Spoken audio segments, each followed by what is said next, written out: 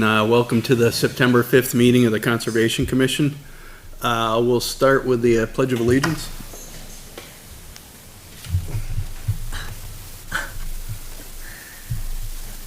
I pledge allegiance to the flag of the United States of America and to the republic for which it stands, one nation, under God, indivisible, with liberty and justice for all.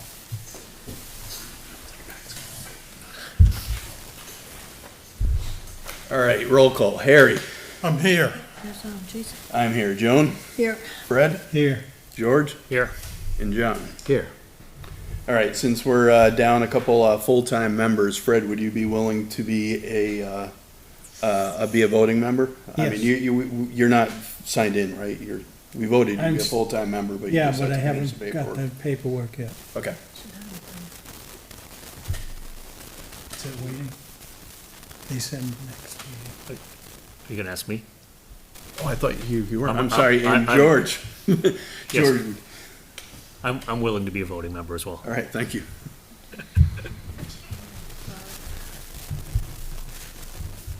All right, so first up on the agenda, we have the site plan for Boulder Creek.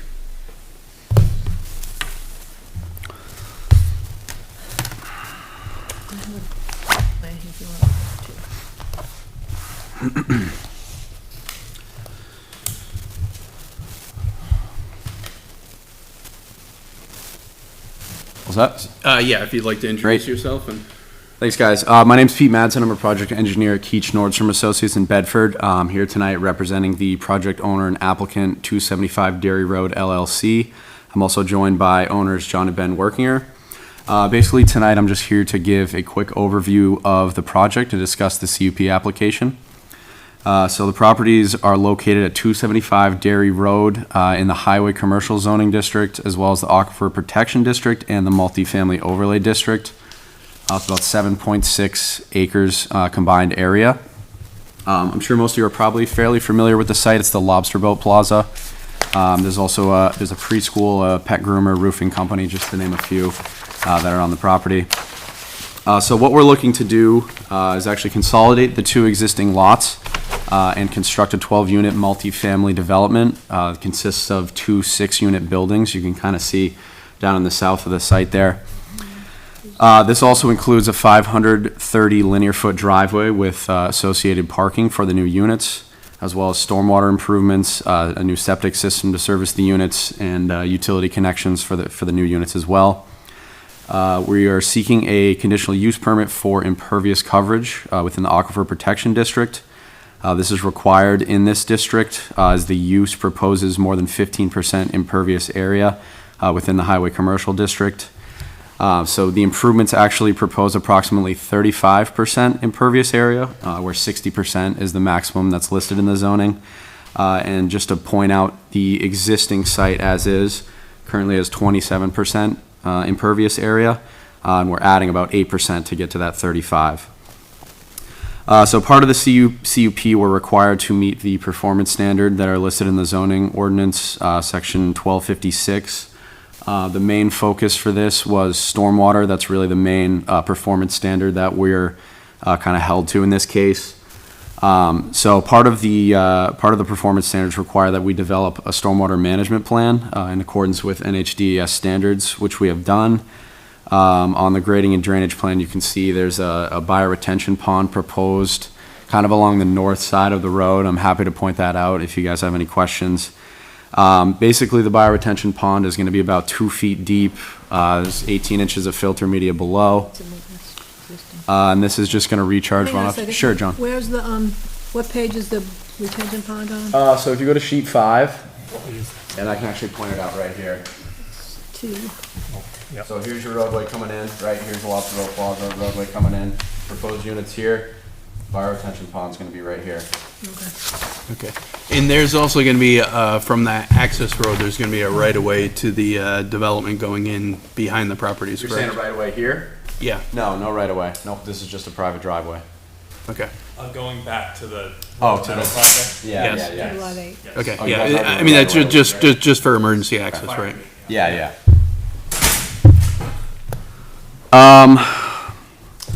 Hey, Michael.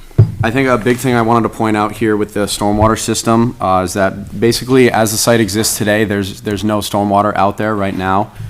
So adding this is not only a huge improvement for obviously the proposed addition, but gives you guys a stormwater system out there where none exists today. So I think it's a pretty big benefit, pretty important for the site as a whole.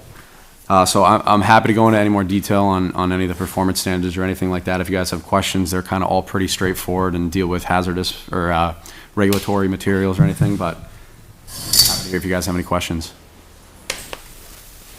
6, yeah, 6 here, 6 here. So, all right, and I apologize for not seeing this.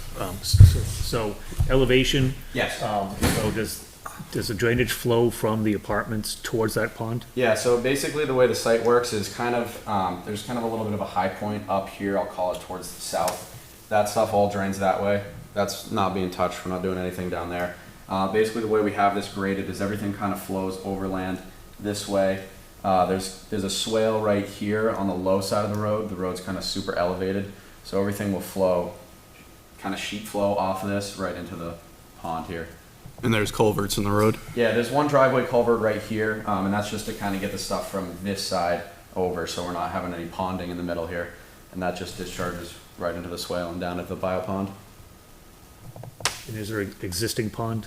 as well? So there's this man-made pond here that's got kind of standing water in it, but that's not what we're using for a stormwater system. And it doesn't flow from your stormwater into there? No, it does not. Nope. There's actually an emergency berm here for the large storm events. So if anything kind of fills up in like a 25, 50-year storm, it just discharges down the stream or down the hill right to the stream.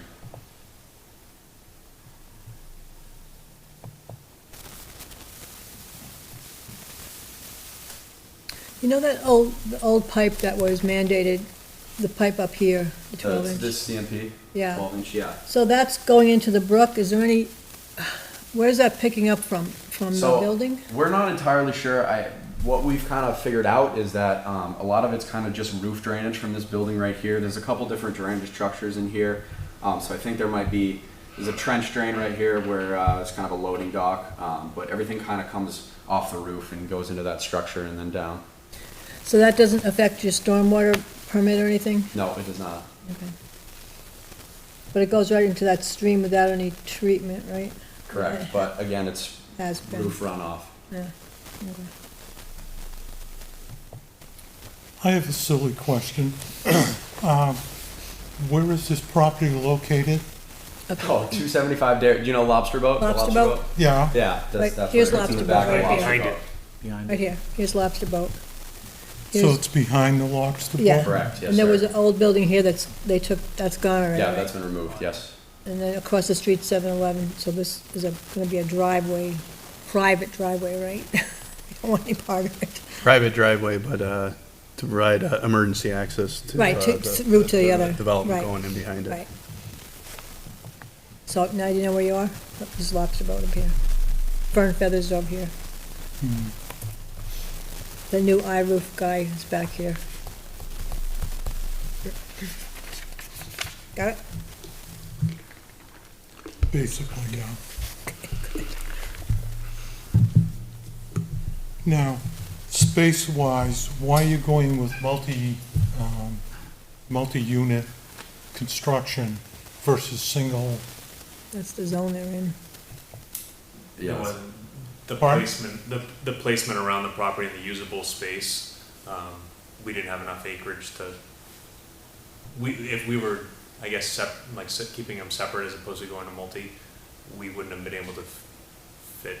Yeah, units. the- We So could have you maybe go with density- the multi, or density you wouldn't can't work. go with anything? Is Sorry, what what you're was that? saying?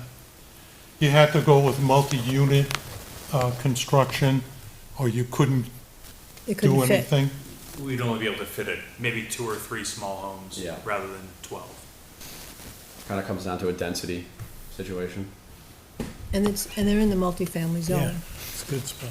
I think so.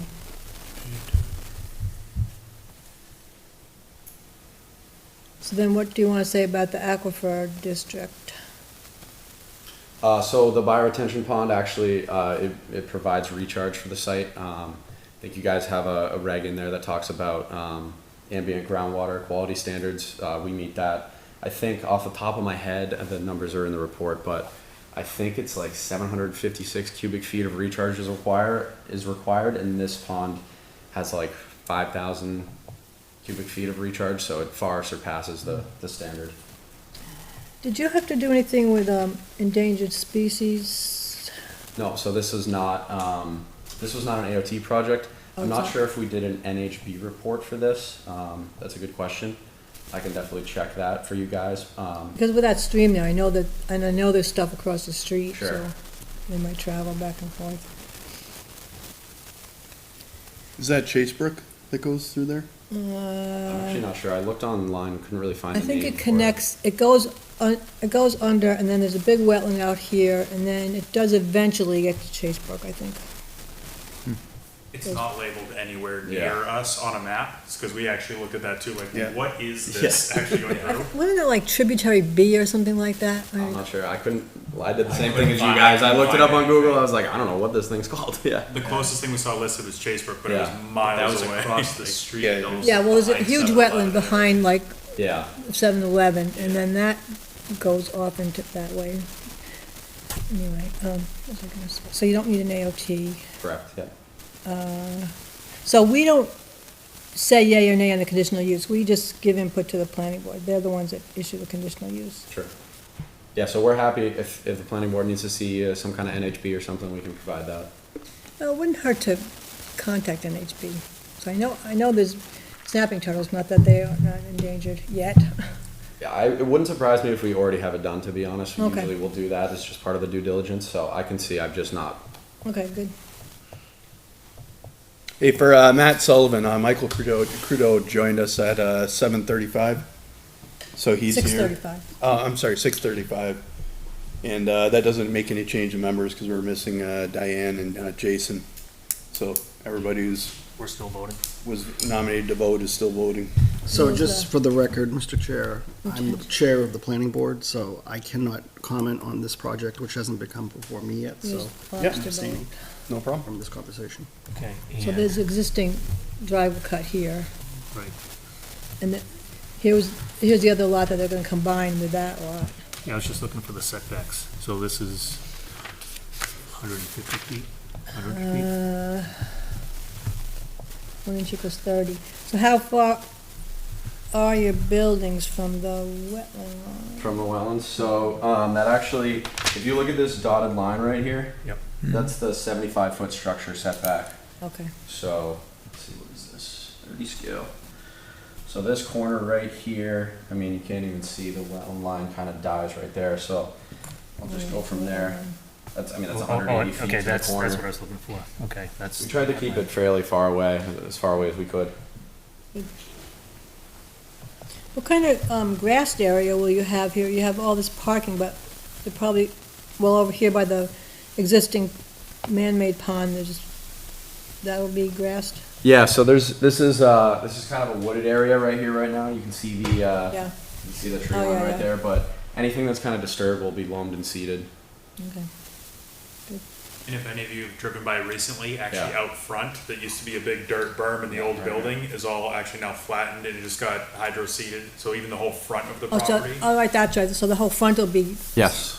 be Yep, wrecked. and then the bio retention pond will actually kind of look nice, there'll be some vegetation in there and grass around the buildings as well. Yeah, I definitely think it will spruce up the area. Yeah. Good. I don't have anything else, I don't think. Anybody else have any questions? I do not. So do we need a motion just to, Send a note to the planning board Yep. that whatever we're gonna decide. We have no issues. there any other questions or comments? I don't have any. It looks good to me. All right. Do we want to make a motion? Right, so I make a motion that we write a letter to the planning board and state that we are fine with the plans as they sit here, as far as the conservation The commission is. Boulder Creek It's called Boulder Creek, Okay, the Boulder Creek plans for, do it to 275 Dairy Road. 275 Derry Road. So we'll write a letter to the planning board for the Boulder Creek development on 275 Derry Road, stating that we have no reservations with the plan as stated. Sounds good. Do we have a second? Second. All right, we just need a show of hands for this one, right? All right, for a show of hands, all in favor? You abstaining here? All right, so it goes 5-0-2, 2 abstain. You guys. Okay. Thank you. Thank you. So if you get that NHB, could you just comment that if we have it? Yeah, absolutely. Thanks.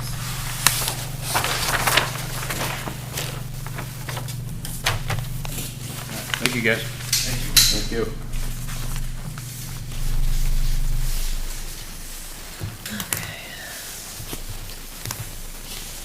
And we're gonna change the regs.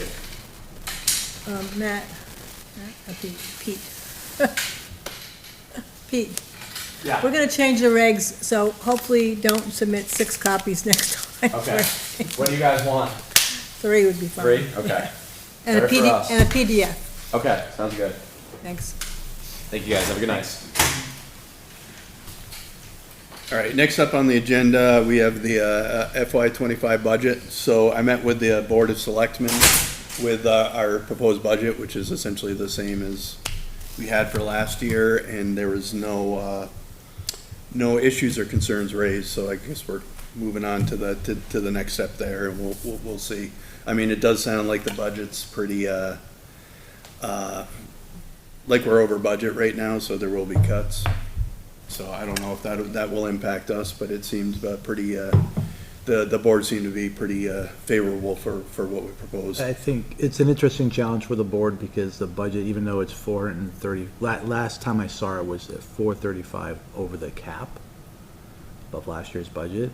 and it's still 435,000? 435,000 over the cap, and the reality of it is, it's a lot of it's contractual increases and just cost of doing business in general, and it's not easy for the board to decide what they're gonna do in, from a cutting perspective or removal or pushing to some other time, so that's gonna be a conversation after we get all the budgets. I would think we're gonna do something before it goes to the budget committee, but in the past, we've kind of but shared our budget and we worked together to kind of reduce it. I can never remember, did the warrant articles get included into the cap They do. amount? They do. So that's the problem. You get the operating budget already 435,000 or so, at least at that time, over. You get all the warrant articles, which are also, they're all needs. None of the stuff is wants, it's all needs, right? So we have to kind of take a look at all that. So that'll be, and push it over more, over the cap? Potentially, yeah. The problem is that, I don't have to go down my budget committee rat hole, budget issue rat hole, but the voters still have the right to say yes. But the reality of it is, when the Board of Selectmen will say will be in favor, the Budget Committee cannot approve it because it goes against the cap. They have a negative vote against it. When the voters look at it going, well, they're not in agreement, there must be a reason why it's not a good thing. And even though it is probably a good thing, or something we do need to do, so it's a struggle back and forth. I mean, I hope and wish, committee members would watch the meetings, understand the budgets, but we all know we all live busy lives and we have our own household stuff to deal with too, so we gotta do a better job at trying to educate and get the information out there. So we'll see. But it's gonna be a tough budget season. Yep. All right, any questions on the budget before we move on? All right, the next item I had was for the New Hampshire Association of Conservation Commissions. They have paid internship opportunities, which sounds like it would basically be, I think it's 10 weeks during the summer, for a specified number of hours a week. I think it's like 30 hours. I forget the specific details, but we can submit for one of those slots for that. I think it would make sense for us to do that. We have a lot of different projects, like just updating the signage or putting up signage in areas like the muster field, replacing the signage at Moore's Falls. I think we could come up with a pretty interesting interesting scope of work. What was the cost, do you remember? There's no cost to us. there's no It's cost. all covered by them. All right, so, applications are due by Friday, October 11th. Yeah, so we'll have to get moving right away. So I know, I spoke with Jason about it, and he wanted to, he's good at doing that sort of stuff, so he wanted to, focus on getting a draft together for that. But I guess for the discussion here, we obviously have like signage, kiosks, trail maintenance, stuff like that. If there's other things that you think might be, interesting for an intern, I have let's some- discuss it I here. have So, signage that needs to be done. yeah, there's a lot of signage, and we've been pretty lacking at getting on top of that. So this might be a good, you know, we just have to make sure we have a nice, well-defined project. Plan. Yeah. I mean, we could have them do mowing. Yeah, there's a lot of, I don't know if there's limitations about what the person's gonna what be they could able to Oh, do, Oh, but, yeah, I don't know if they can drive the tractor because they're not a board member. Yeah, we could also potentially cut a new trail somewhere or something to, yeah, there's lots to do, right? With a lot of the open space properties that we might be taking on management responsibility for, you know, there's trail systems that we can improve throughout those properties, and again, the signage is gonna be a key thing. okay, so we need to have that in place so we can talk about it at the next meeting. So we have a meeting on, Yeah, we'll have a meeting before that, but we should definitely have it drafted in pretty much in final draft, so we can review at the meeting. Would these be projects that we propose, or? Yeah, I think I've got to look through the full application, but yeah, we got to define, we got to define a project, right? And it's got to be a Okay. compelling reason, so it can be approved. If for one, can be approved by them, and two, we can get candidates interested. How many hours are they? I believe it was 30 hours a week for 20 or 30 hours a week for 10 weeks, I believe is what it was. Can accomplish a lot of work. Yeah. yes, yeah.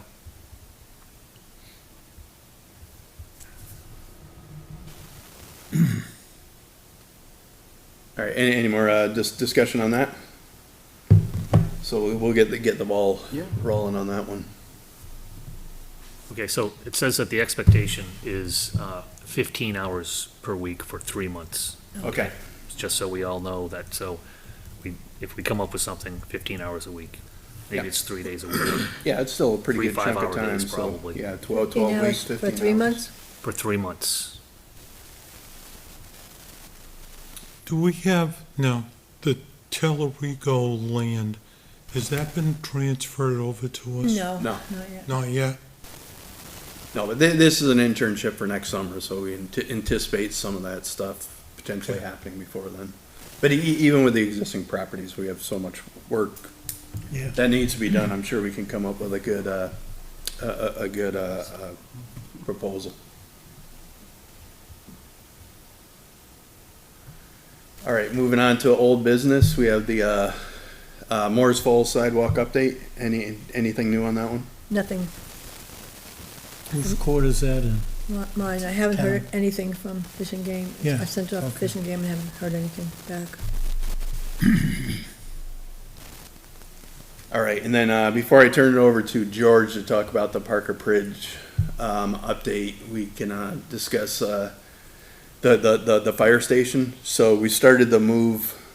The fire department moved their boat out and cleared up the back of the old fire station. So we've moved all our equipment back there and started to organize it. It's a real nice space now. We're getting stuff pretty well organized in there now. So I think with just putting up some more shelves and some hooks to hang some of our equipment, we'll be in pretty good shape. So that brings up the need for the equipment trailer. Where the space was before, just with all our equipment being out in the open, we were concerned about just security for that equipment and one, just getting it off the floor so people weren't tripping all over it and everything. But then now that we have a organized space in the back of it, I don't know if we're necessarily going to need the equipment trailer anymore. So what I'd like to just discuss here is if we feel we need to maintain that equipment trailer, or if we can give that up for the fire department to use for the CERT supplies. I think with the new table back there, or the workbench back there, and having all our equipment back there, and not having everybody walk right past our table with all our stuff in the front door, that there's no need for the trailer. Originally, I thought we had to put our stuff in the trailer to keep it, organized and out of the way. But with that workbench being there, and we sort of have that area, I see no need for the trailer. Yeah, it's real nice back there, the way that it's organized, and make it a lot easier for us to be able to load up the tractor when it needs to be trailered, and plenty of room for all of the equipment.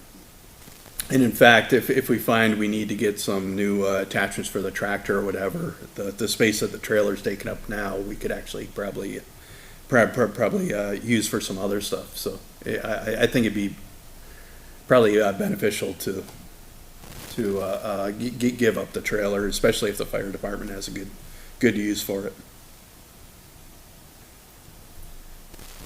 Now, do we need to make a motion in order to get that going, or no? Do we know if they want it?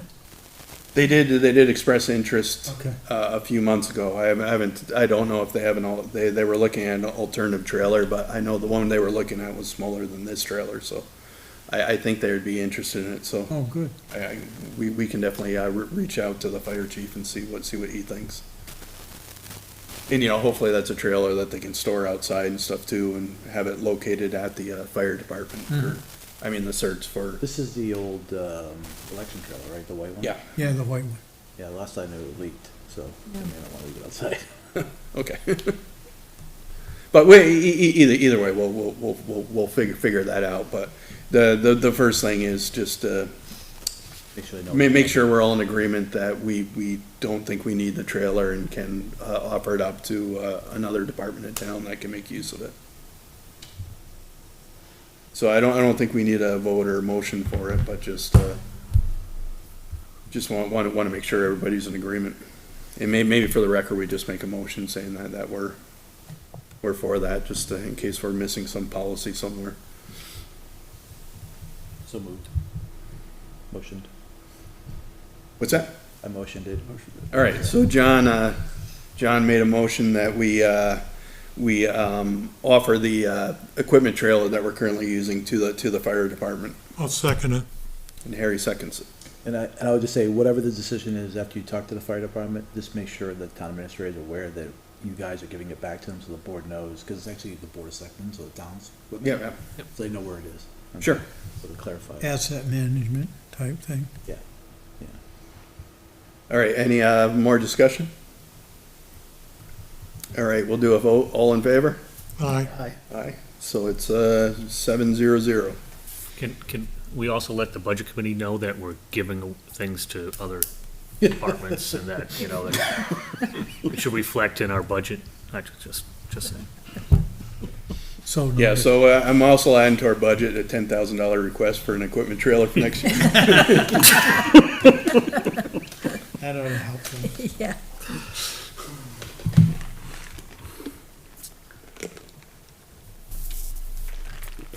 All right, and then we'll jump down to the metal detecting policy. So What happened to you're skipping the bridge? we're gonna bounce back to that, because Okay. I'm gonna We know switch the bridge is over gonna go along. control to George. Okay. So he's got some slides on the DeRocher property and as well as the fire station. I mean, the Yeah, bridge. Parker Park, okay, got it. All right, so they sent us a draft of the metal detecting policy. There wasn't a lot of comments. George had a couple minor ones. Right.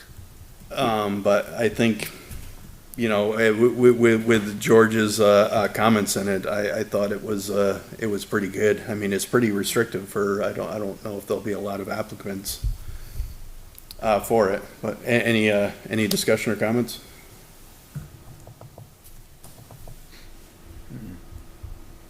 All right, I guess the only thing we need to do is just, I guess, make a, No, you look like you were gonna say no, something. I'm ready.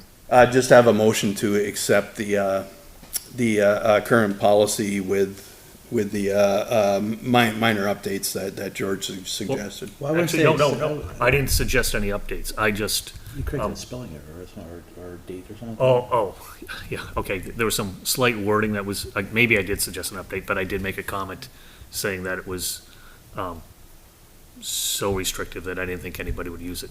So I guess the one suggestion I I did thought you make had some comments on the about, verbiage. so if somebody lost something, they could apply for a permit for someone to go metal detecting.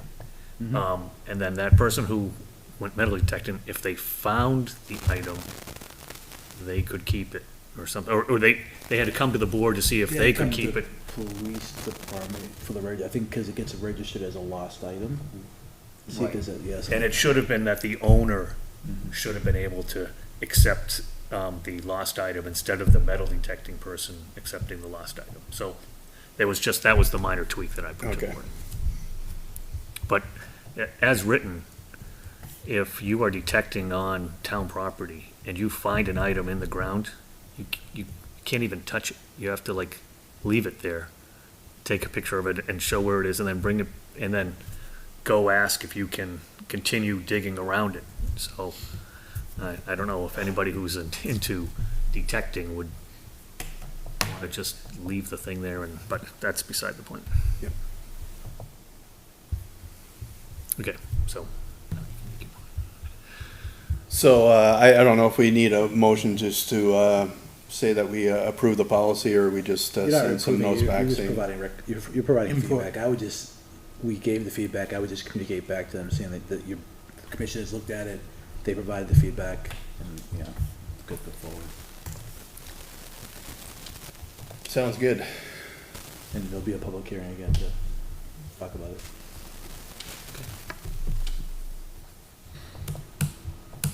Or at least it should. All right, so George, you had a couple things you wanted to cover. One, the bridge. So for the Drosher Properties survey, you had some pictures for the markers that we found. So all the bounds for the property, we found all of them except for a couple along the river, I believe. Right, okay, so we're talking about DeRoche's bounds. Can I? Well, it's a couple things. And So, then, yeah, which one do you want me to do first? well, probably the bridge. That's The the most interesting. I've got an adapter. George, I got an adapter. Oh, you got a dongle, thank you.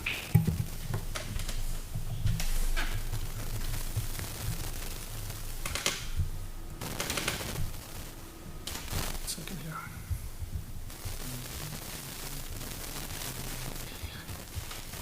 I should have been a little bit, where do I click to go to slideshows? Doesn't recognize you yet.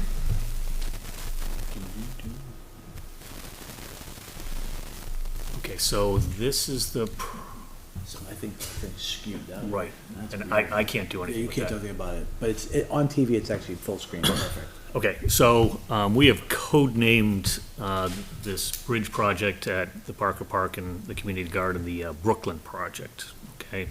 And Jason has done quite a bit of work. He's the Media and Community Relations arm of the Conservation Commission. So he also put together this presentation. We gave this presentation to the Board of Selectmen. Okay, you can see here on this picture that Parker Park is actually a small section of the whole total land here, and that's the triangle in the upper right-hand corner there. We were also tied into the Monadnock Community Land Trust, and we have easements on top of this land trust such that we can create trails and bridges, and we can do the community garden, we can do farming in this area. So, so we have reached out to the New Hampshire Agrarian Land Trust to be able to see if we can put these trails in, and they have granted us permission to do this. So you can see here in red the existing trails, and I think, is it gonna show, okay, I might as well just go kind of right here into where we're gonna be putting the bridges in. Well, let me go back just one second. So right now, Parker Park, the red line most people probably stop at the corner before it goes out into what looks like the coat hanger part of the trail, all right? So, the brook takes a turn there, and it's a steep bank, but that's all mature forest, and it's really nice to walk in down there. So there's no undergrowth, and it's very calming and peaceful. And so what we're going to try to do is increase access to that area. And so by doing that, we're going to be putting in 2 bridges. Bridge number 1 here, and I'm calling this new trail here the Garden Extension. All right, so there's going to be a bridge across the brook, and there's a trail that goes up to, and Fred and I have already cut this. It follows a nice spur up to the garden. And then Bridge 2 is on the other side of the garden here, and it's right near the Bat House. And so we've named this the Bat House Extension. No, Bat House Bypass, that's what this one is. And it looks like there was a natural bridge location there before, so we're going to put a bridge in there. All right, so we've gone over this a couple of times. Yeah, quick update on the bat house, we have guano, so there's some bats. Oh, yes, there are bats in the bat Oh, house. good. Yes, okay. After 20 years, it's great to see it be used. Yeah, no kidding, right? All right, so this is bridge number 1, and this is bridge, oh no, this is still bridge number 1, okay? And bridge number 2, there was a natural, well, it looks like there's some rocks over here that were used for a bridge previously, and we're gonna put the bridge over there. We are going to be using telephone poles, utility poles as the base of the bridge. We are going to be setting the poles. We're not building the decking or the railings. So we're going to do the manual labor for setting the poles, make them level, and then someone will come in and do the decking. All right, so we have a fund that was given to us by the state of New Hampshire when they widened 3A. They took away a bridge, so they gave us money. So we have $18,000, almost $19,000 in the budget. We're probably going to spend $15,500 for these two bridges. Okay, and hope to start construction this fall. We'll move forward. We've sort of have already started. So the big news, okay, let me get out of here. And we're doing the Garden Street extension. All right, so we've already seen some of these pictures. Okay, so I might just go straight to the exciting part, or what I think is exciting. We got delivery of the telephone poles. We had to search all over the place in order to get these. Couldn't find them in New Hampshire. These actually came from Carver, Massachusetts. So they were delivered, and we had to unload them. They're very large. They're 30 feet long. Some of them, a couple of them are probably 14 inches in diameter, so they're hefty poles. And this was the carrier that they had. Our tractor wasn't beefy enough to lift this into their truck, so we brought it down to Chick, and Chick Farm graciously lifted it into their truck. So here are the 4 poles out in the field. As part of this project, in order to make access to the trails, we had to pull these poles to increase the trail access to the bridges. Yeah, so what this picture is there used to be old electrical fencing all around the community garden. So we pulled all that fencing and all the posts that were for it, so now we can kind of clear out that area, brush hog it or something to Right. make it. And There's a wire. yeah, here's a picture of the wire. So it was very nasty. Hard for us to take it and put it in, if we put it on the big trailer, it could have blown away and unloading it. So we did pay someone to come and haul away the poles for us, and that saved us a lot of effort, which was great. So we did some proof of concept work with the tractor. So we were able to use the 3-point hitch on the back, hold on, and drag these poles around the field. So we can move the poles fine with our tractor. There was a number of downed trees in the area where we're going to be making this bridge, and we need to get in there with the tractor to maneuver the poles around. So here's Fred cutting up and these logs, and we're now loading them, using the tractor. We carried them out of that location, and some of them were quite big, and I don't have a picture of the pile, I don't think. So we made a pile up in the garden. Fred has since taken the pile of logs away, so that's all cleaned up. And we did drag down one of these, so this is a 30-foot pole, and we've dragged it down, and where the tractor is, just past the tractor is where the pole's actually gonna go across the stream. That's the new trail too. Yeah, this is, and we used the trail that we cleared in order to, and we didn't have to cut that much in order to get there, but, Right. so it's a really nice wide trail. And we can see, we started work on this side of the bank. There's gonna be a landing ledge to set the two poles over here, and so the poles are gonna go across this stream here. So the next part of the project is, we're gonna get a few pulleys and some rope to help with the moving of the poles across the stream. Because of these two trees on either side, we'll be able to put snatch blocks up in the trees to support the pole as we push it across with the tractor. So that's the next step, and here's the pilot. Yeah, and just one comment. So the location of the bridges, we made sure it was well above the high water marks, and I mean, plenty of room to expand beyond that, so we should be in good shape if we hit some flooding. Right, plus we have natural barriers of this tree, which is an upstream tree, and this is a downstream tree. So we can anchor that side of the bridge to those two trees. There is a tree just to the left here in the picture that we could also use as an anchor.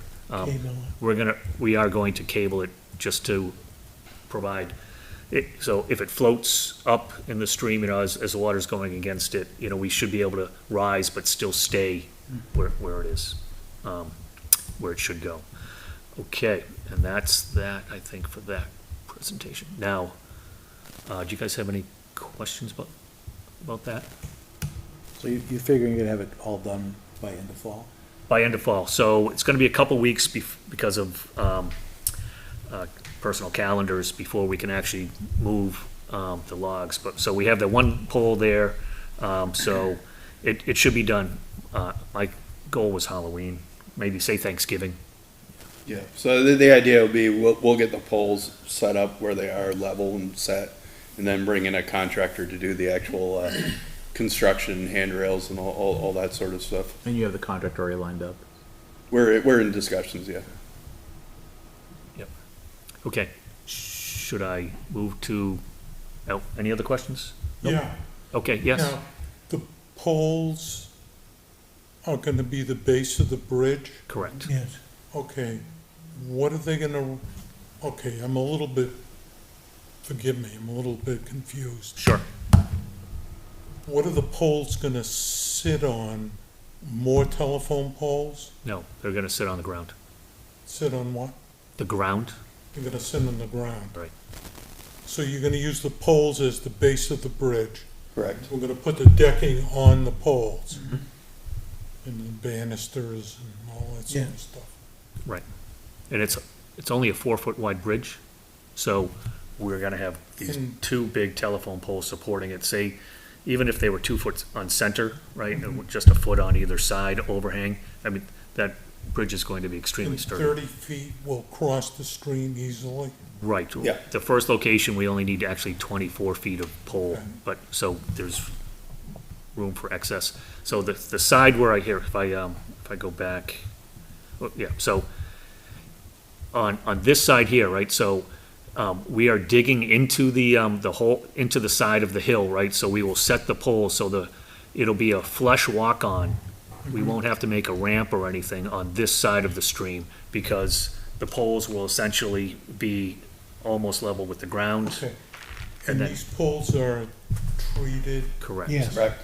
so they, Yes, so we may line, see where the sand is here, we may line that with gravel so that there'd be better drainage. So, I mean, they're not really going to rot, but it may help a little bit.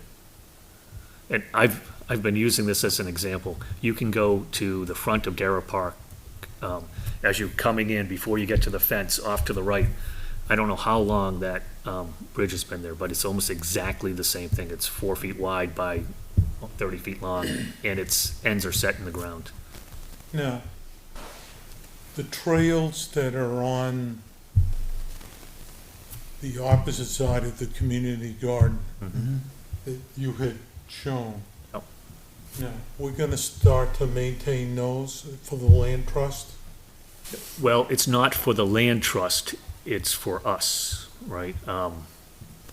So we have the ability to build trails there. And some of them follow the existing trolley line. So there's an old trolley line that goes, all right? Where the trolley bridge, Right. So because this is so shady in this area, Harry, it doesn't require the brushing and the constant maintenance that, like Fred and I did down at, or that we do at Morris Falls, right? So there should be minor upkeep involved with this. But yes, we are going to create nice trails there for people to use. Now, Yeah, there's basically some rough trails in there already where people have been Yeah. walking around it, so it's just improving them and when cleaning you them up a go little to the bit. trolley bridge. Mhm. or Yeah, where where it was, there, right. Then there's that really steep, extremely steep, Yes. and you show a loop around, so if you, It's gonna be before the trolley bridge. oh, So it's really looping, making the trails to loop Right. around the So- community garden. Right, so, So well, you- what you're talking about is right next to the trolley bridge, there's a steep down to get to Yes. the stream. If you look on this, so that you can see the gradient lines right here, so that's basically in here. And so those gradient lines go down, and the trail, the existing trail, the green, stays up above. It stays Okay.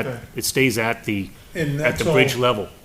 That's all there already. So oh, it is. there was a Boy Scout project a few years ago where they went through and kind of improved this a little bit. And what we will be doing is we'll be enhancing it a little bit. And the farm, what's the name of the new farm? The new farm name? Agrarian. Good. No, it's, Oh, so, sorry, it's just, yeah, I forget the name. okay. Dreamers Farm. Okay, Dreamers Farm. They are encouraging, No, it was taken over for Steve Normanton. so they would like to have trails on the other side of the stream, and they are on board with yet a third bridge to cross the stream. And We- that it floods down in there quite extensively in the spring. Yeah, I went and looked at it today. There aren't very many good locations down there, but they would love to have people walk through their fields and stuff like that. So we'll have to take a look at, what could be done in the future. But yeah, there's only a couple of spots where we could put another Yeah, bridge. but maybe even if where you have the new trails proposed, maybe we can extend the trail to loop around the river up to their property too, without having to do a third bridge. So, So there can be Yeah. stuff that we can do to connect Okay, it. you Yes. see where the trail, sorry. yeah, no, it's inactivity. Yeah, Yeah, where the trail, the existing trail yeah, hooks into that loop yes, right Yeah. up there. Now, that was pretty rough when I had walked through it, yeah, and there's a whole bunch of dead trees or down trees that are in that bend Yes. yep. that, I don't know if we can do anything or not. Yeah, I So- mean, that's, Yeah, so basically what we're trying to do is we'll build the bridges first, give people access, and then, farther down the road, we can Okay. expand it. That's much farther down the road. The goal initially is to get access to that. yeah, the nice thing is for our property going down, it gets pretty rough, so it's hard to access the river through there. But with Dreamers Farms, the association that's gonna be taken over for Steve Normanton, they want to be able to promote community access as well. So that's why they want us to tie into our trail system and then provide trails all the way down to the Merrimack River, because their property goes down there and they have But They have that access side to of that- You said that trail exists? The green. The green one, Green. green one does. The loop. Yep. Part to the right is probably the old trolley track. No, enough. Okay, all right, okay, so we're good with that one, right? Yep, so that's Okay. the, So, then I'll go into, the DeRocher's bounds. Jason, you know, with his skills in GIS and mapping and everything like that, took, the map of the DeRocher farm and laid it out like this and, superimposed it on our existing, town maps. And he has a fairly accurate, app that you can put on your phone where I could download this to my phone, walk around, and, you know, it places you on the bounds. So the team of the Fred, Matt, Jason, and myself, we worked on trying to find these various locations. And by finding these and flagging them, it'll save us a lot of money when we have the survey come out, the surveyor come and actually do the survey, because they won't have to spend any time finding the bounds. And it took a few hours to do this. So this is just a little presentation of, you know, you can see that there's a stone bound here that was knocked over, but we put flags on the trees so that they could find it. This one was very hard to find. It was near the entranceway to the strawberry fields, and it was actually below ground. So we got to where we thought where it was, and Jason had to probe through the ground in order to actually hit the stone, and then we found it. So some of them, this one here, oh no, I think is that the same one? No, I can't remember if that's okay, yeah. This rock right here is an unnatural looking rock that's near one of the backfields down by the river, and this is what they call a fieldstone boundary. All right, and so it was right in the right spot, and there was no other rocks around there, and so it's sticking up. So this is a very old marker, but it was right in the right spot, and so it was a very interesting exercise. This marker here, there's a stream that runs between the DeRocher's farm and Wilson's farm, and that stream is actually the boundary line. And some of them are man-made and some of them are natural, but so this marker happened to be, you know, in the middle of the stream. So I think that was the last one we found. There were metal stakes too. Right, so Oh, here, you can see here if I zoom in, oops, sorry. Yeah, see the pipe? Yeah, so here's a pipe. Now, this isn't a very big pipe, and it's right at the base of a tree. I think Fred found this one. Yeah. Okay, so, you know, it was quite the little scavenger hunt. Some of the pipes are actually larger, and what we did, and this one, there's some swampy area out in the back of that property. So luckily, we had a dry summer, so we were able to, you know, go out there and not get too muddy in order to find these markers. And then, again, so various different types of markers out there. And we found a good number of them. And so we found enough that, let me go back to this, that they will be able to, from the ones that we found, triangulate or extrapolate to the other ones because of drawing the straight lines. So I think that's going to save us quite a bit of money on our surveying price. Have you located a surveyor yet? I have two Yeah, so- quotes, but we're gonna get to that.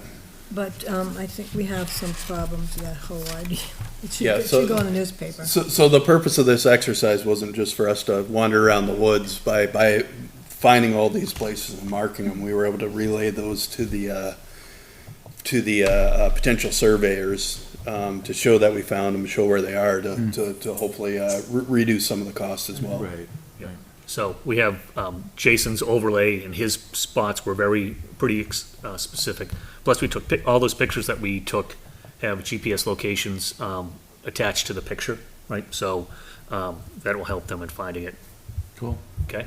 You didn't find all of them, but you found out a good percentage All of them. the, As many as we could. We only missed like 2 or 3. out of the whole. Yeah, it's basically the ones down on the active farm and stuff, they've been plowed over or Yeah. whatever, so it was difficult to find those. But the ones on the blueberry side of the field side of the road, pretty much found all of those. Closer to the road, the worse it was. Yeah. More activity. Yeah. Got buried or plowed up or driven over or whatever.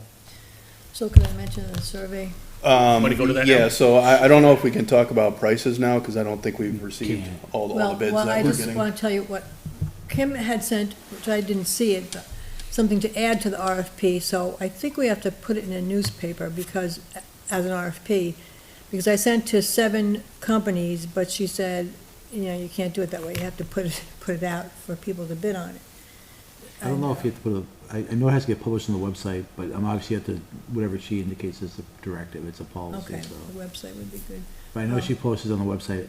I assume she puts it in the paper. I don't know for a fact, so if she's asking you to do that, then that's what we need to do. We've only received 2, but I'll have to look at what changes she wanted added to it. So has she changed the actual, I don't know, I didn't see. Okay. She said she sent it, but I didn't see, she's supposed to send it again tonight. So from posting until, I guess, once we post it, how long do the folks have to? Then we should Be put able an to put it end in. date, like a couple weeks, and then, because of the amounts, it's probably gonna have to go to the selectmen. Yeah, so we I think we want to get moving on this pretty quickly, so, because Good we will weather. want to try to finish it this fall. Yeah. Okay. so Change it. we were not granted the ability to spend the funds out of the land It's trust? over, it's above So it goes what, through a purchasing policy. Okay. So, yeah, it's All right. above what we need to. Yeah, so it forces us to go through a RFP process and stuff, so we gotta follow that. And then we do have to go to the Board of Selectmen again to get approval to spend it from our funds. that should be pretty, once you agree with the vendor, I'm assuming it'll be an Hopefully easy get a process, couple only more. because you've already authorized the expenditure, they know it's coming, it's just. Yeah. Yes, It's just yeah. our purchasing policy requires that step, so. Yeah, and I think we're anticipating at least one more, bid too, How so. many do we need? 3? Well, I Well, think Well, if, I'm gonna have to put it in the paper or on the website. Maybe I can. just- Minimum of 3, or Well, does that if- make a difference? I don't know. But 3 weeks. basically, we have to do the next Yeah. step, just so that we Yeah. can, we just have to follow the process, so we have to make sure we get. If you're direct get soliciting moving on that. too, that, What? if you're direct soliciting certain surveyors, I mean, you're getting people you already know and work with, so I think legality of putting it up on the website and or the paper, if that's what she's indicating needs to happen, it's a formality, I think it's Yeah. I think it's a 2-week window to do it, so. Yeah, Did you want to talk about that? We have to pay that? yeah, so there's a couple more things for it. So one, we did have some expenses for it. So we had some, legal fees associated with the DeRocher property that, Kim Kleiner asked us to have a motion to cover with our, land fund, because right now it was covered through the town's, general fund. So the total charges for that was $6,828. So what we need is a motion from the commission to say that, yeah, we Make a approve motion taking that it. we spend how much? $6,828. Whatever you said. We have to pay the town fund back from our To- fund. What, for survey or? Yeah, No, this was for take legal that out of fees. our, For Legal fees. to cover the legal fees for, From For February legal to fees, August. okay? all right, so I don't know if we stated that clearly, but Harry made a motion to, I'll second it. yeah. And Michael's seconded. Any discussion? Just that it was from February of '24 through August of '24, those bills. We have itemized from Kim. Is there any expectation of any more? There is some, we had to do a title search, but that was already covered. We approved that search that came in for, I believe it was $500. It was sub thousand, I can't remember what the total cost was. And then the next big one will be for us to approve the survey. And then, yeah, I assume there's gonna be some closing costs associated when we finalize it. So the motion is to authorize the release of $6,828 to the town to pay existing legal expenses. From the Conservation Land Fund. Yep. All right, so we already had a First and second. motion and a second on it, so, we'll go to vote. All those in favor? Aye. So, motion carries 7-0-0. Okay, I'll let the counting know. All right, anything else we need to, discuss on the DeRocher property, Joe? No. Oh, there was one thing that, it's for Jason, that, Kim and Karen need all the documentation for the grant, I believe for the water grant, sent to them as well. Okay, I believe you already provided them, but I'm sure you can I give it guess to them again. Karen got it, but I don't know if Kim did, so that has to be, make sure that happens. Yep. Okay, that's it. Yeah, I think she's looking for the originals. Right, 'cause I think typically town will keep the originals in their official records. Well, she had a file, because she had the original of the PNS that Jason was looking for, she had that. Yep. So I think she wants, I think she needs the grant The paperwork grant. there too, the grant paperwork. So I think historically, the town will always maintain the originals. Copies can be everywhere, but the town owns the originals. Okay, So that's, I think that's what she's looking for. Because I think she does have a copy of the grant, I think she just doesn't have the originals for the records, okay, so. And you can clarify that with her, but I think that's what she was after. okay. All right, any other discussion on the old business? All right, moving on to other business, so we've got some updates on the community garden. One, we already discussed, so we finished removing all the old fencing. What did that cost to get it removed? from Excuse the- me? What did the cost from, I believe it was $250. that's good, okay, In that range, yeah. okay, just curious. So we had a lower bid, but the person didn't have insurance, so we went with someone who had insurance. Good. Yeah, so that's, all that old fencing's removed, so, hopefully we can get in there with a forestry tool or something just to clear it out, and then from the garden, we'll be able to have views of the stream and be able to maintain it a lot easier and hopefully address some Yeah, of the poison ivy that's around there, That because it's pretty fencing bad. was kind of a liability. Yeah.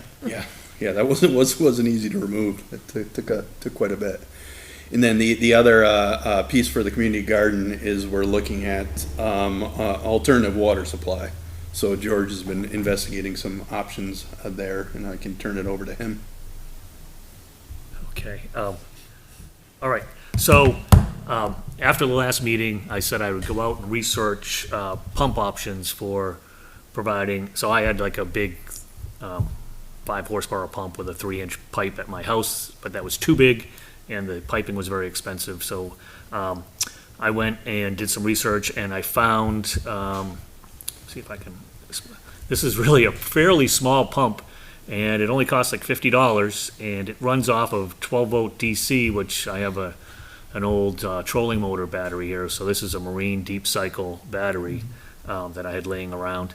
And I did a test in my pool, and I think it was, I don't know if it was 60 seconds for a 5-gallon bucket, but yeah, maybe a little bit over that. So it's around 250 gallons a minute or something like that was what we could get out of this thing, which wasn't too bad. No, not a minute, an hour.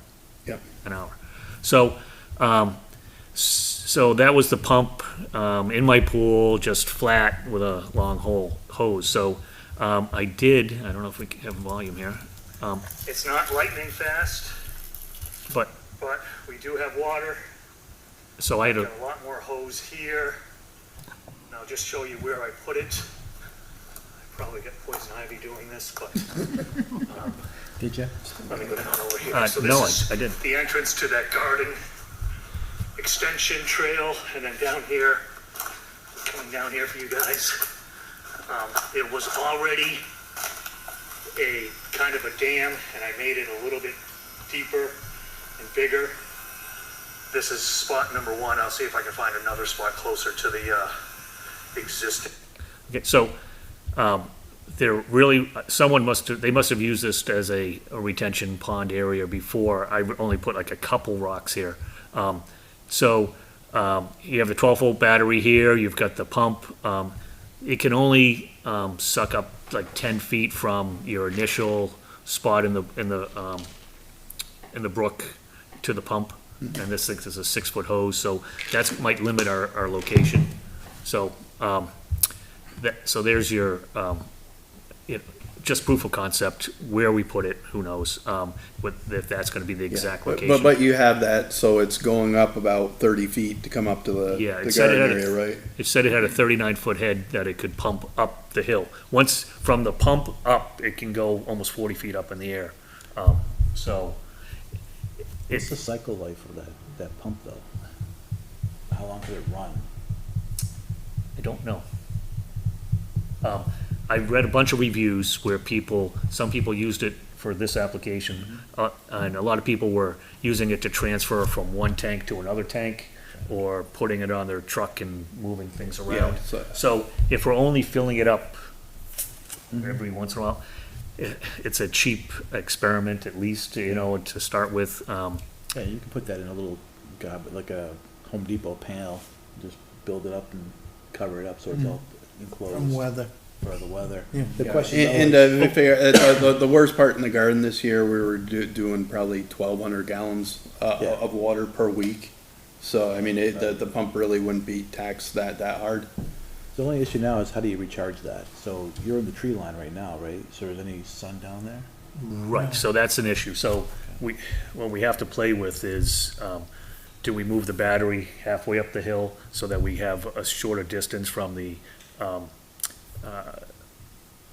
solar panel to the battery? How far do we run the wires each way, and where's the switch to turn on the pump, right? So this is sort of a rough proof of concept. But yes, we have to figure out, and that leads me to another point I was going to make in this meeting, is that we have our storage shed out here. Yeah.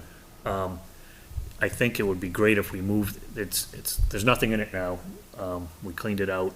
If we were to move that to the community garden, we could possibly house some stuff or put the solar panel on the top of the roof of that, and put, 5-gallon pans, tools, Yeah, we need some sort of storage over there. Yeah. Right, so perhaps with, I don't know if our tractor is big enough with the forks to lift to that. We have to figure out the weight of it, put it on our tractor, our, So construction trailer. if it's not, I'm sure you can reach out to the highway and ask them to bring their front end loader down and move it. He's highway. got forks. Yeah, He's got and forks I mean, for it. even if we put some rollers on it and stuff, we could get it onto a trailer pretty Right, easy. but highway, yeah, Yeah, as so, long as I feel like I said, as long as you give the highway department enough notice and ask them nicely, obviously. Sure. Make an internal request. yeah, we definitely will make a return request. Because I know they can live, he's lifted a bunch of stuff for me in the past, and it's easy for him. He's got forks and everything to do it, so. Okay, good. Yeah, so, And the shed's in pretty sound shape. I think so. Good enough. Yeah. And at least it would get some use, down there. It might serve a purpose. Like, we could put the battery in there if we wanted to, or if we're not, depending on how we figure out how we're gonna do this, or the pump in there so it doesn't get stolen, whatever, Kind Yeah, of we can paint it and make it look nice and stuff too. kill two birds with one stone because it cleans up this shed just sitting out here, making good use of it, of a resource, so Okay, I so, think that's a good idea. that's our shed, we can do with it as we please, Yeah, right? I As don't long think as- we need a motion or anything for it, so we can, Think about I it. think we just need to figure out where a good location for it to be, and I think we gotta get a little bit further into this project so we can finalize our plans for it. But the nice option here is that we might be able to come up with a good solution for, $300 versus several $1,000s. Yeah, and the solar panel, I looked at one that comes with a little regulator, is like about $100 or less. Yeah, you can go to any RV store and buy one panel and do Yeah. it, so. Exactly, right, so I was calling it the solar panel array, and Jason, how big is this array? Well, it's only one panel. So realistically, we might need to fill the water tank every couple days, if we get the heat and dry stuff, so it shouldn't tax the battery or Yeah, and or the pump too and much. the expectation, someone's going down and turning it on, let it fill up and then turning it off. Whilst, if someone is there working on their garden, they could turn it on and then turn it off, or maybe we have a timer, Yeah. something to make it. I was gonna suggest maybe a timer, yeah. Yes, yeah, I Yeah, read your timer. mind. I mean, maybe we could come up with some sort of like toilet bowl switch or something Oh, for yeah. it. Yeah. Okay, maybe that's a project for the intern, We'll figure it Actually, out. maybe a pretty good project for right? them, too, right? Depending upon what, you know what I mean? Yeah. So one of the questions is, how is your soldering skills? Okay, so that was that one. Since, Got a question. yeah, Wet blanket, I guess, over here. Are you changing the character of the stream by damming it up? okay, I knew that was gonna come. If you want, I could take the 3 rocks that I put in there. I seriously, I put like this rock here, To hold the pipe, the water down, right? just a little, well, it was, yeah. This was there.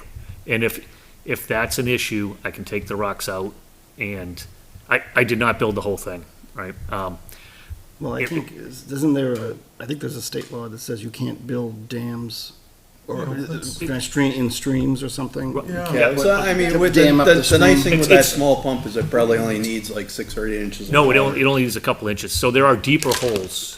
This was just one that was, when I walked down there, there was an existing dam there. Do you know what I mean? And I put in a The rock. organic farm did use water out of there. And this is really low at this point in time. Typically, it's like, I am not damming up the stream and changing the flow. No, seriously, I mean, we are so low right now that there's like nothing there. But I get your point. Is there a strainer on the inlet? There is a strainer. Let me just state my concern about pumping out of that stream.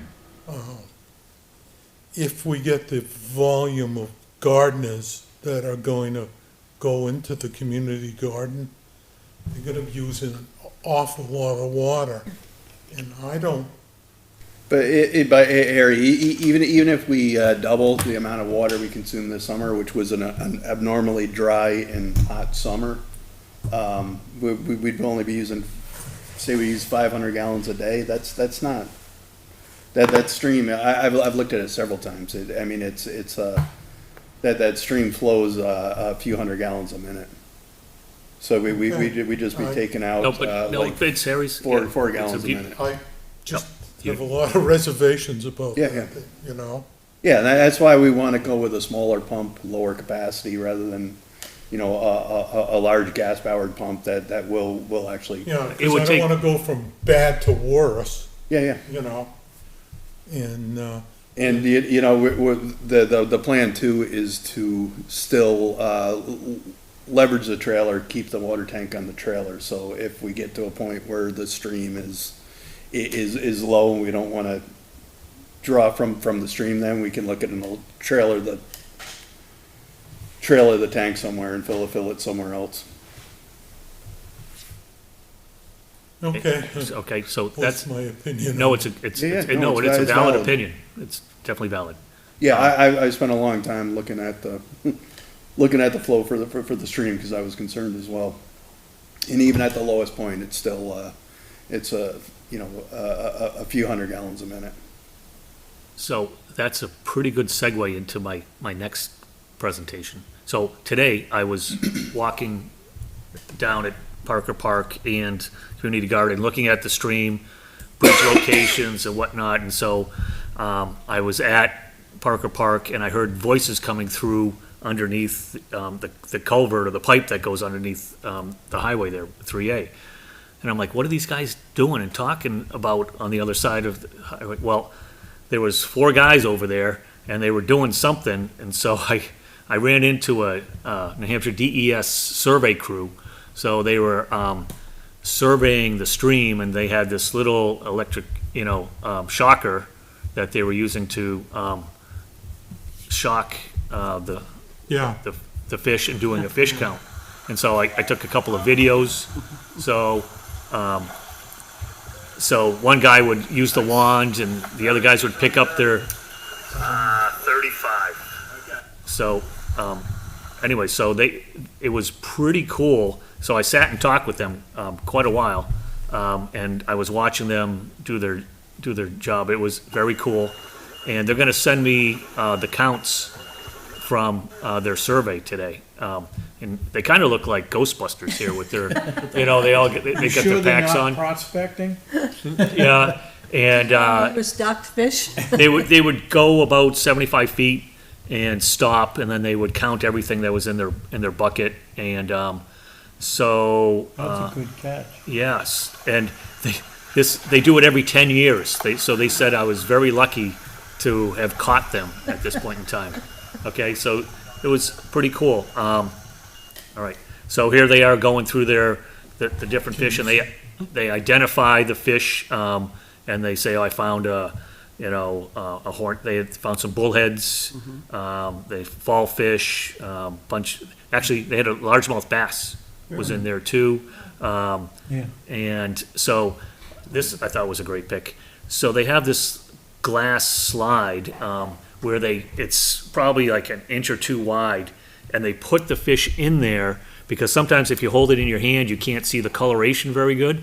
And so by putting it in this viewer here, so that's a a bluegill, I think, on the bottom. There's a largemouth bass. This guy's with the lateral line, that's a largemouth bass. There was some kind of funky name for this one. It was some kind of dace, I don't know, long-nosed dace or something like that. And this might have been just a regular shiner or So there's something. obviously water in there, right? There's water in there. And then how do they keep them So- separated like that? Well, they just separated like that in there. They throw 1 and 2, and they were, That's just natural. yeah, so, and then they dumped them out, okay, afterwards. And so, they were showing me, I don't think you can see it. Well, the bluegill has a black marking on the back of its dorsal fin, and that's how the smudge, they were saying. Is that That's- a perch? No, this was a bluegill, this is a Bluegill. bass, and this was some fancy, that bass. looks like some sort of carp or Fall something. fish, yeah, it was some kind of fancy fall fish. So I got 2 of their email addresses and sent them an email, so they're gonna send me the results of the study. They did this stream, and they also did Chase Brook and another brook. They found I don't know if I should say this, but they found a brown trout as well that was pretty good size. Wow. And they did find a They brook found a trout. brown trout. Now, I don't know if that brown trout was left over from this year's stocking or last year's stocking, because we put in like 12-inch rainbows. I don't think we put in 12-inch browns, and they found a 12-inch brown, so. No, the year before, we had put in 12 of them, right? 12-inch browns. Yeah, Okay, But that was the year that it was raining every other day. high water. so this was probably a leftover from last year's stocking. They only found one small brook trout very close to Ray's, where the dam is Yeah, at Ray's, and the guy who was the head of the study really wanted to see that dam completely removed. So I don't know what Ray's feeling is on that. I'm not surprised. But, yeah, well, So- that's the reason I was asking about, what you were doing down there as far as building a dam, because the state gets very, very touchy about that. I don't think one rock constitutes a dam. Well, Yeah, and like we said, we just gotta find the right place. Yeah, We don't I know, wanna and get a it was yeah, just but for my You gotta test. understand that even you put a rock in a stream, you could be disrupting the stream. I mean, even with one rock. I'm not saying it isn't, No, I know, Yep. but we just have to be a little Yeah. bit Yep. careful of what we're doing. right, That's right. all I'm saying. Yeah, well, so the state does have, and a program where they use trees to, they use wood to create natural dams Well, and streams, as a, Trout Unlimited yeah, will reconstruct a stream, but they get, permission, right. they get permission to course, do it, yeah. right? Yeah, and those are much larger Yeah. dams than the couple of rocks I put. I'd be surprised. Yeah, but, Anyway. yeah, beside the I get you. So anyways, so I thought this was really cool that I ran into these guys, just happened to see it, so, I will, when I get the results of the Yeah, study. get the results. I'd like to see the results, Me actually. too. So they found, okay, just between the culvert and maybe 100, 200, 150 feet, they found 13 different species of Wow. fish. Interesting. That's awesome. Now, I think they had already come prior and done insects and crustaceans or something, so they looked at the rocks and stuff like that. So it'll be interesting to get the data points. And Very good. one of the guys is the head of their database and does queries for people that needs, and so I told him I was in the database business, and so I offered him help, with his queries and stuff, so maybe we'll get extra information. Nice. Okay, Well, thank you, George. yep. Yeah, great. I got one last one, okay? Yeah, Sorry. So, 2 weeks ago, Fred and I went down to Morris Falls and we did some brushing. We used the combination of the DR, chainsaws and pruners and whatnot. And so just a couple of before and after pictures, where I ran the DR on the side of the trail. And then, you can see we did try to clean it up as much as we can and push stuff back, but you can see this was a very overgrown, this was at an intersection going down to the river, and now you can actually walk through there.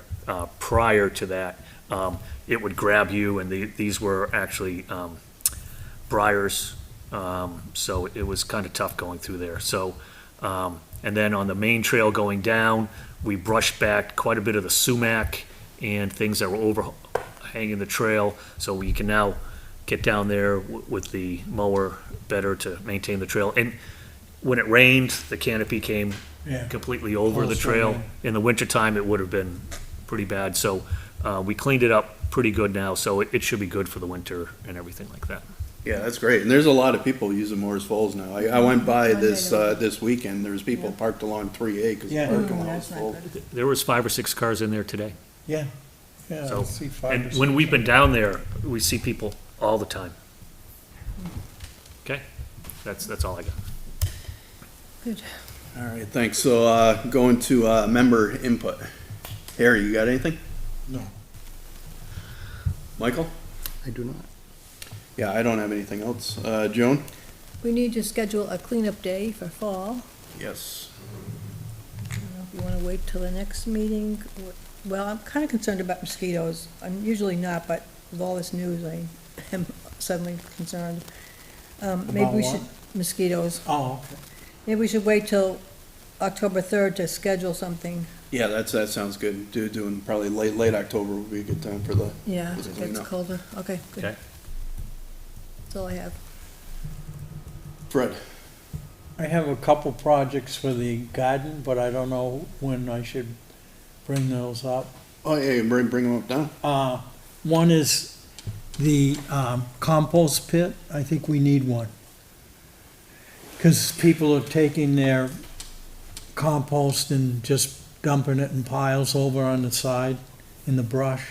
Yeah, And I'd like to have a contained area so that we could either create a compost bin or create a catch area that's consistent for everyone to use. yeah, we did discuss that. I think a lot of Okay. I think a lot of the consensus for the gardeners was they were all gonna do their own. They have like those little barrel type composting things. Some people are gonna use those and some people are. Was there any building talk their own about pits. cleanup? I'm gonna go down Saturday and clean up our dead stuff and take it out of there because, That's what, Well, that's the problem. that's People are the taking problem. like their vines Yeah, and just yeah. throwing it Tossing over their them over in the fence. woods. Because I went to mow down Yeah. there and there was some crap in the pathway, the grass between the end of the plots and the trees. And so we need to make sure that Yeah, doesn't that's a happen. good idea, because when people go to clean the gardens up, Yeah, they're gonna that's, have that's all what's those happening. plants and they Yep. need Tomato plants and vines tomato and, and whatever. we could come up with a couple solutions that are pretty simple. Just, logs placed intersected and make a bin type thing, and we could take it out with a bucket, once a year, or we can try to Yeah, and make be able to turn it every once in Yeah. a while with it. something that's, we can use the equipment to do it and not manually. So you want like a three-sided Yeah, wall? exactly. And we could use just rough down trees or something to Yeah. contain it. Once we get the, field cleaned out, debrushed, I think that'd be a place we could come up with someplace just to put it on the list. Yeah, I think that makes a lot of sense. And actually, that reminds me, Diane did give me a note to read at the last meeting. I forgot to do it for a meeting that we had a few weeks ago with, we had members of the garden there, as well as Steve Normanton came by to talk about just good organic gardening techniques and stuff like that, and about how to build a compost pile. Okay. He actually dropped off some starter compost mix that people can use to start getting their gardens going. I think it was more the brown type materials, because you need the brown and green Right. in order to get the compost working. So he did that, as well as Tim's Turf is going to be later on the season is going to be dropping off a load of ready-made compost that the gardeners will be able to take advantage of. We could make that bin or pit so they could have a place to dump it, because right now they're dumping it one into the field and then on the other end. Yeah, So we have a consistent, some plan. Yeah, that was my fault. Okay. I thought it was a real compost, so I Whatever. moved half the pile closer to the garden. Not only plants, but the leaves are gonna start. Yeah. Tim's turf knows that it can't have any chemicals in it and stuff, right? Yes. Yeah, so I just wanted to read a note from Diane. It was a good meeting, was most of the discussion centered around composting and water. The gardeners will remain in their current plots, so there was some talk about moving the plots over to kind of do like a rotation to be able to take time to improve the soils, because actually where the plots are now is not an ideal spot. It's real sandy. So the gardeners agreed to stay on their own plots. Some compost was donated by Steve Normington, and in this fall, Tim's Turf will be dropping off compost as well. Water was also discussed, and a final plan is being discussed.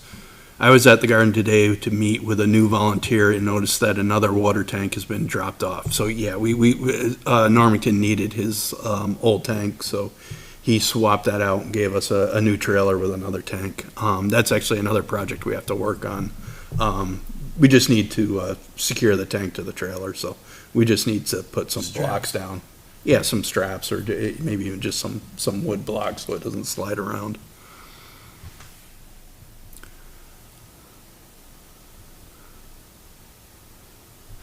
And then, Diane met with a volunteer, one of the Girl Scouts working on a project. The volunteer I met was Bridget Hidalgo, and is volunteering to satisfy a Girl Scout project. She will be building a kiosk that will be custom for the garden, with shelves to share produce and seeds. It will also have a board for correspondence. I have provided Bridget and Doug Adams' phone numbers. Excuse me, I have provided Bridget with Doug Adams' phone number, and he will be assisting her. Bridget will also work on a center pollinator garden. Rocky LaForte, a local contractor, agreed to help with that, so they will be working together as well. I'm happy to welcome Bridget on board. She and her family have a strong agricultural background, so that's good. So we'll be getting, as a part of Girl Scout project, getting a new kiosk, as well as hopefully next year we'll get a pollinator garden in as well. Yeah, I'm concerned about central. when you mentioned. Yeah, the we've garden. talked about that Okay. too, potentially having it more towards the road rather than in the center of the garden. Perfect. So you can see it from the road and doesn't take up block up the field. What, the garden, the pollinator garden or the kiosk? The pollinator garden. The kiosk would probably be somewhere near the entrance, I would expect. Okay. Actually, that brings up one more potential project is we still have the old, original gate for the garden, the wooden and metal stuff. So, I was talking with Jason, he was saying maybe we can pull that out and replace it with something with granite posts and stuff, just to make it consistent with how we've been doing things around the rest of the town. With the use of the metal gates or eliminate them? Probably, eliminate them and make something, just a little more, aesthetically pleasing. 'Cause we really don't have a need to gate it up.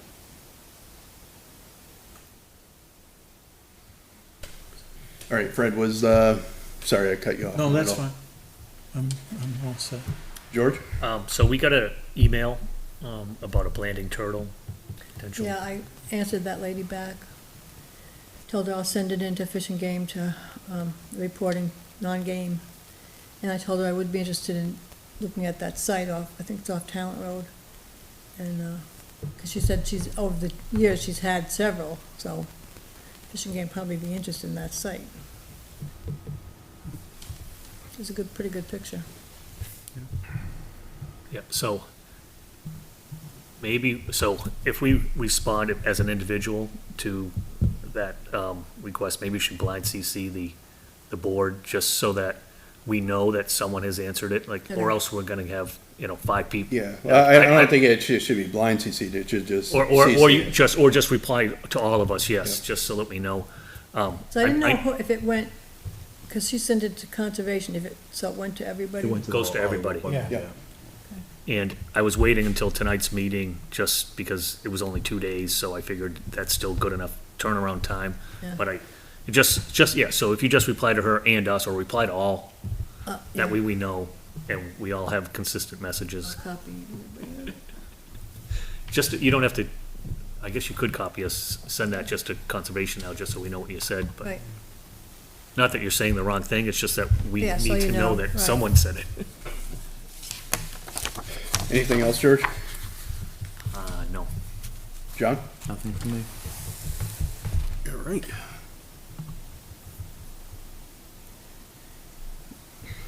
All right, next we have approval of meeting minutes. So meeting minutes are being posted somewhere separate now, right? Because I didn't notice an email from Matt. yeah, I was looking for planning board ones. He's usually sending them to the planning board once to me, so I can edit any spelling issues. He should still be sharing it Yeah. with the Yeah, board. I didn't see it last month, so. I don't know if I thought I printed them. Forgot to bring Let them. me just see if Well, let's see if they're up. I have here in the portal, August minutes. Yeah, there are August minutes there. Oh, on the portal. So he just forgot to email us. Yeah. And then Donna's been told to put them in the book of the town clerks, even in draft form. Correct. Well, she's also probably posting them on the website too, in draft format as a PDF. Which, I know that, they just have to be available. I have a question about putting our draft minutes up. As long as I say draft in big letters. I They guess it's should okay. say draft. It's always been a practice, but They do not. Yeah, so since I didn't see have the reminder from Matt, I did not look at the August meeting minutes, so I don't know if other folks have, but we might have to just defer to the next meeting to vote on those. I think we should defer them. yep, they say they're not approved yet, but they don't say draft. Right. I'll talk to the town. Before we went on to the new site, the live doc was presented to the user, to the public. So we had the draft watermark, when he took it off, it was automatic. This has added an extra 2 steps, but it's a little cleaner anyway, no matter how you look at it.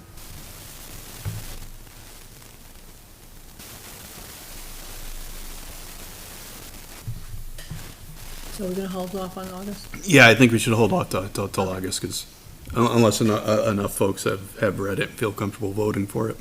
I don't remember. I wasn't here, so I'd have to abstain, so. Yeah, we can hold off.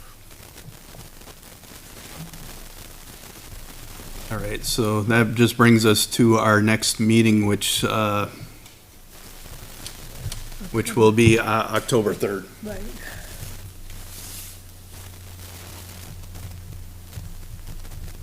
When does the, budget committee start meeting this room? October? I don't think, they don't have the 3rd. I think you guys are okay for the 3rd. It starts in October though, I believe. So is there anything else required for us for the, for the budget? I assume we'll get a. I don't believe some so. I sort of mean, notice.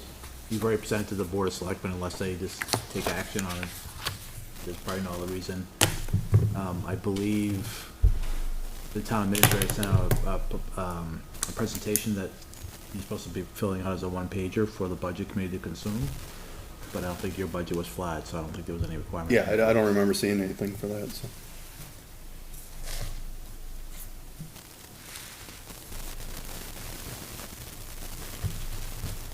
All right, if we have nothing else, then I think we're free to adjourn. Do we have a motion to adjourn? So moved. Do we have a second? I'll second it. All right, any discussion? All right, by show of hands, who's in favor of adjourning? All right, so we're good, 7-0-0. All right, thank you, Litchfield. George? Yeah. I have a marine deep cycle battery that's